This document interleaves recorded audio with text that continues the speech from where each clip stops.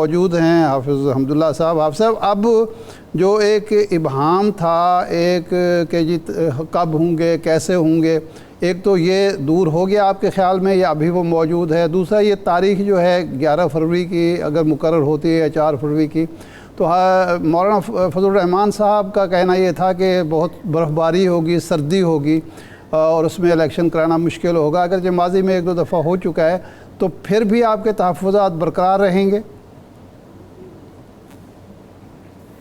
بسم اللہ الرحمن الرحیم۔ بہت شکریہ شاہ صاحب۔ دیکھیے، بات یہ ہے بنیادی طور پر جمعیت علماء اسلام روز اول سے انتخابات کے لیے ریڈی اور تیار تھی۔ جی، کبھی بھی جمعیت علماء اسلام نے انتخابات کی التوا کی بات نہیں کی، نہ رائے فرار اختیار کی۔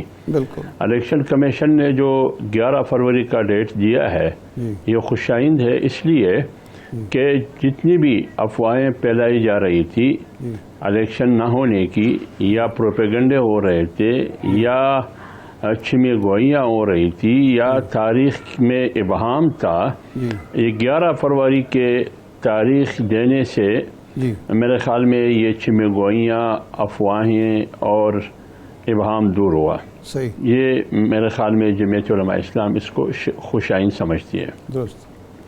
دوسری بات یہ ہے کہ مولانا صاحب کے بارے میں جو آپ نے کہا، مولانا صاحب نے بالکل ٹھیک کہا، کیونکہ آپ کو بھی بخوبی معلوم ہے کہ خیبر پختونخوا میں اور سابقہ پاٹھا میں اور چترال اور دیگر بالائی علاقوں میں فروری اور جنوری میں سردی کی انتہا ہے۔ اسی طرح بلوچستان میں ایسے بہت سے دور دراز علاقے ہیں، پہاڑی اور دشت اور بیابان، جس میں سردی کی وجہ سے لوگ نقل مکانی کر رہے ہیں شہروں کی طرف۔ تو جب الیکشن برف باری میں ہوگی اور سردی میں ہوگی تو یہ لوگ ووٹ کاسٹ کرنے کے لیے کیسے جائیں گے؟ تو مولانا صاحب نے اس خدشے کا اظہار بھی کیا، جو ایک حقیقت ہے۔ جب مولانا صاحب کی بات نہیں سنی جاتی ہے، نہ الیکشن کمیشن سننے کے لیے تیار ہے، نہ عدالت سننے کے لیے تیار ہے، لیکن ہم نے اپنا فریضہ، اپنی ذمہ داری پوری کی۔ لیکن ارشاد صاحب، صرف یہ کافی نہیں ہے، ابھی اصل مرحلہ ابھی آنے والا ہے جو الیکشن کرانا ہے پورے ملک میں، اور وہ ذمہ داری ہے الیکشن کمیشن کا اور نگرانی ہے نگران حکومت کا۔ وہ اس لیے کہ 25-18 کا الیکشن جب ہوا تو وہ RTS سسٹم کو بٹھایا گیا، اس کے علاوہ اور کیا کچھ نہیں ہوا ایک پارٹی کو مسلط کرنے کے لیے، ایک شخص کو وزیر اعظم بنانے کے لیے۔ آج اگر یہی چیز دہرایا جائے گا جو 25 جولائی 18 کو ہوا، تو میرے خیال میں ملک میں سیاسی انتشار بھی ہوگا اور عدمی استحکام بھی ہوگی۔ وہ اس لیے آپ مجھے ایک عرض کرنے دیں، اس لیے کہ بلوچستان میں حلقہ بندیوں کے حوالے سے بہت سے اعتراضات ہیں، بہت سے سوالات ہیں، اور الیکشن کمیشن کے ٹیبل پر بھی موجود ہے کہ وہاں جو حلقہ بندیاں ہوئی ہے، ایک تو آبادی میں بلوچستان کے ساتھ بہت زیادتی ہوئی، 60 سے 70 لاکھ، اور دوسری بات یہ جب حلقہ بندیاں ہوئی اس میں بھی اونچ نیچ ہوئی، میرٹ کا اور معیار کا کوئی پتہ ہی نہیں چلتا۔ ایک حلقے میں 4,48,000 لوگ ہیں، ان کو ایک ہی سیٹ نشست دیا گیا ہے، اور دوسری جگہ میں بلوچستان کے دوسرے کونے میں 1,68,000 ہے، وہاں بھی۔ تو اب پیمانہ کیا ہے؟ 1,68,000 پہ بھی ایک سیٹ اور 4,48,000 پہ بھی ایک۔ اب معیار کیا ہے؟ اس لیے اس قسم کی اور بھی بہت سے سوالات ہیں۔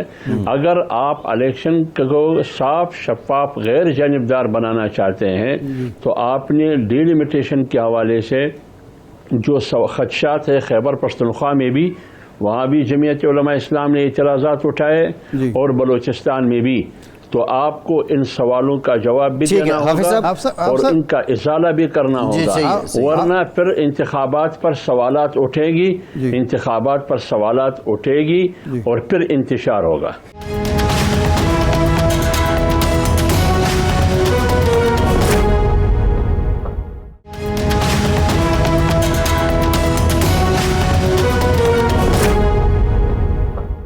حافظ صاحب، ایک تو یہ الیکشن آپ کو یاد ہوگا کہ 2008 کے الیکشن 12 فروری کو ہوئے تھے، اور 1997 کے الیکشن جو ہیں وہ جنوری میں ہوئے تھے، تو جنوری اور فروری میں الیکشن کے ایک موجود تو ہے مثال، لیکن اس سے قطع نظر جو آپ فرما رہے ہیں 2018 کا آپ حوالہ دے رہے ہیں، تو کیا آپ سمجھتے ہیں اب بھی کسی کو مسلط کرنے کے لیے حلقہ بندیوں میں گڑبڑ ہو رہی ہے اور انتخابات میں کوئی گڑبڑ ہو سکتی ہے، یہ اندیشہ ہے آپ کو؟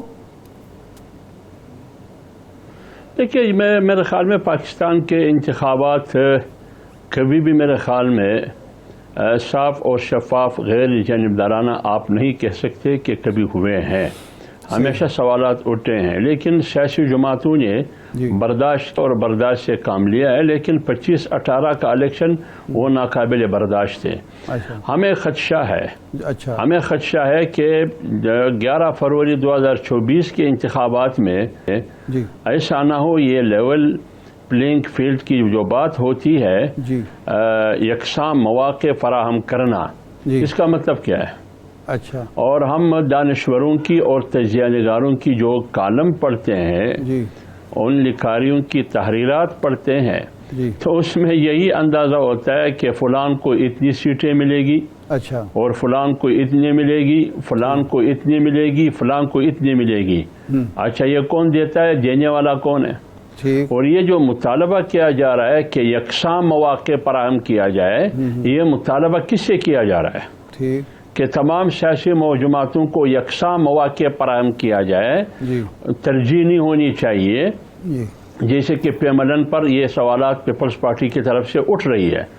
تو اگر آپ الیکشن اس طرح کرتے ہیں جیسے کہ سہیل وڑیچ کی کالم آپ کے سامنے ہے کہ اس قسم کی حالات جو میں دیکھ رہا ہوں، یہ صورتحال ہے، پھر تو میرے خیال میں الیکشن کی ضرورت نہیں۔ کیا جے یو آئی بھی لیول پلینگ فیلڈ کا مطالبہ کرتی ہے؟ تو 60 ارب اور 70 ارب حافظ صاحب، کیا جے یو آئی بھی لیول پلینگ فیلڈ کا مطالبہ کرتی ہے؟ کیا جے یو آئی بھی سمجھتی ہے کہ مسلم لیگ نون اس وقت فیورٹ ہے؟ نہیں، میں یہ نہیں کہتا ہوں۔ لیول پلینگ فیلڈ کا کیا مطلب ہے؟ کوئی تشریح تو کر لینا، ٹھیک ہے نا؟ اگر اس کا ترجمہ آپ یہ کرتے ہیں کہ تمام سیاسی جماعتوں کو یکساں مواقع فراہم کرنا، یہ سیاسی جماعتیں کس کو مخاطب کر رہے ہیں؟ صحیح ہے، یہ تو ووٹر اور اس کی رائے پہ منحصر ہے کہ کس پارٹی کو ووٹ دینا ہے، کس کینڈیڈیٹ کو نہیں دینا ہے۔ اگر آپ ووٹر سے مطالبہ کرتے ہیں تو کیسے کریں گے آپ؟ کیسے آپ کو یکساں مواقع فراہم کرے؟ یا آپ عدالت کو کہتے ہیں یا آپ الیکشن کمیشن کو کہتے ہیں؟ تو دال میں ضرور کچھ کالا کالا ہے۔ لہذا اگر آپ اس قسم کی انتخابات کرتے ہیں جس سے دھاندلی کی بو آ رہی ہو، اور آپ ترجیح دیتے ہیں بڑی پارٹیوں کو، اور جو صوبوں میں سیاست کر رہی ہے ان پارٹیوں کو پھر ایک بار پھر ڈیمیج کیا جا رہا ہے، ان کے ہجوم پر کٹ لگانے کی کوشش کی جا رہی ہے، ایک کو لانا، ایک کو گٹھانا، ایک کو فرسٹ نمبر پہ لے کے آنا، دوسرے کو سیکنڈ نمبر پہ لے کے آنا۔ یہ کیا مطلب ہے اس کا؟ یہ کون سے انتخابات ہے؟ اگر اس قسم کی انتخابات ہوگی، نہ استحکام آئے گا سیاسی، نہ معاشی استحکام آئے گا۔ آپ صاحب پی ڈی ایم کے آپ ترجمان ہیں، مولانا فضل الرحمان صاحب سربراہ ہیں، پی ڈی ایم ایک بڑا اتحاد تھا، اس نے حکومت بھی کی 16 مئی، تو کیا آپ یہ نہیں سمجھتے کہ پی ڈی ایم کا ایک اجلاس بلا کر یہ سارے موضوعات وہاں ڈسکس کیے جائیں اور یہ طے کر دیے جائے سیاسی سطح پر کہ جی کسی کو مداخلت کی اجازت نہیں ہوگی، جو عوام کا فیصلہ ہو سب کے لیے قابل قبول ہوگا؟